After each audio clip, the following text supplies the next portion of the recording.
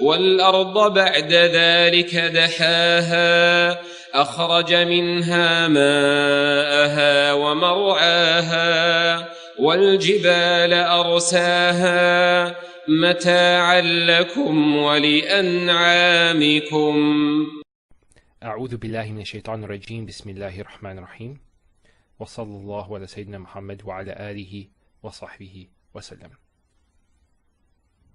Now in this lesson I'm going to be speaking about the ayah in the Quran which some Muslims have interpreted to mean that the earth is egg-shaped.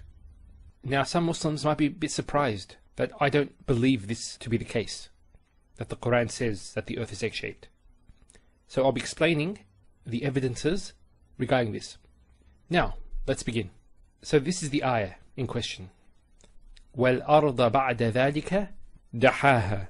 So what some Muslims say is that because there's a word from the same root, which is al-udhiyu, which means the egg of an ostrich, therefore, because of this relationship, that this verb daha has an inbuilt meaning, to mean not only to spread the earth, but to make it in the shape of an ostrich egg. Now, many non-Muslims have objected to this, and they have rightfully pointed out this misinterpretation.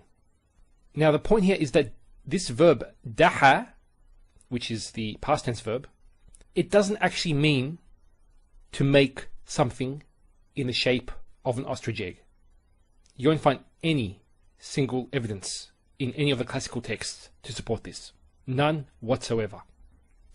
If, for example, we wanted to say that the earth was the shape of an ostrich egg, or to liken it to an ostrich egg, we would actually probably do something like this and say الأرض كالعدحي, the earth like an ostrich egg, and would use this particle, the kaf, which is used for resemblance.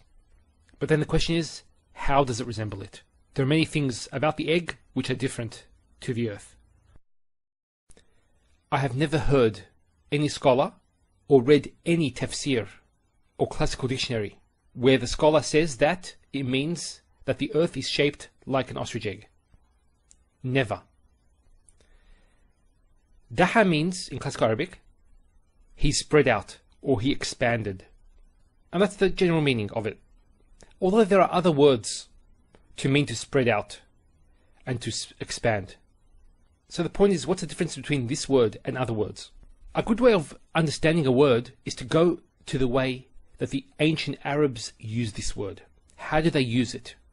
It would give an idea of what Allah subhanahu wa ta'ala meant. So the ancient Arabs actually used this word to explain the action of an ostrich preparing the ground or the nest before laying their eggs.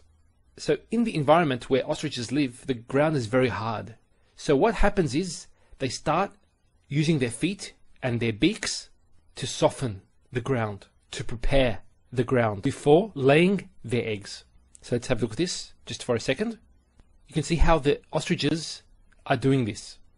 They're softening the land to prepare for laying their eggs. So this is a very important matter, a matter of survival, obviously. So they want to take extra care with their eggs. And Allah subhanahu wa ta'ala actually uses this word to indicate His preparation. Preparation for us. And it's honoring for man. Now there are many aspects related to this ayah, grammatically and rhetorically, that's used. So I'm not going to get into these details. There's a lot more that can be said. What I want to actually show here is that there's been a gross misinterpretation of this ayah. The reason why is because Allah subhanahu wa ta'ala explains what Dahaaha means actually. He explains it in the following ayat. Why are we interpreting it to mean this if Allah explains it? So the following ayat say, أخرج منها ماءها ومرعاها والجبال أرساها. So he extracted from it its water and its pasture, and the mountains he set firmly. Now what's interesting about this is there's no conjunction. joining this ayah to what comes after it. If there was a waw, wa akhraja minha, then it would just be joined, so one after the other. He did this, and this, and this. But by not mentioning the waw, what this does actually is this becomes a clarifying sentence. Actually, both of these are clarifying sentences of this ayah here. So it's known as a jumla bayaniya. I actually explained this concept in my advanced courses.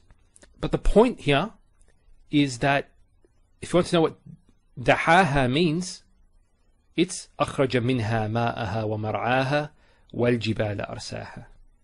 So as we said, دحاها means to prepare the earth. And this is how Allah prepared the earth for us. And He says, متاعا لكم ولأنعامكم, as a provision for you and your livestock. So this interpretation is more in line with classical Arabic.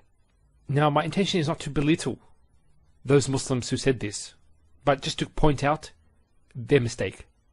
And as Muslims, we should always be willing to accept that we are in the wrong and to accept the truth. وصلى الله على سيدنا محمد وعلى آله وصحبه وسلم والحمد لله رب العالمين.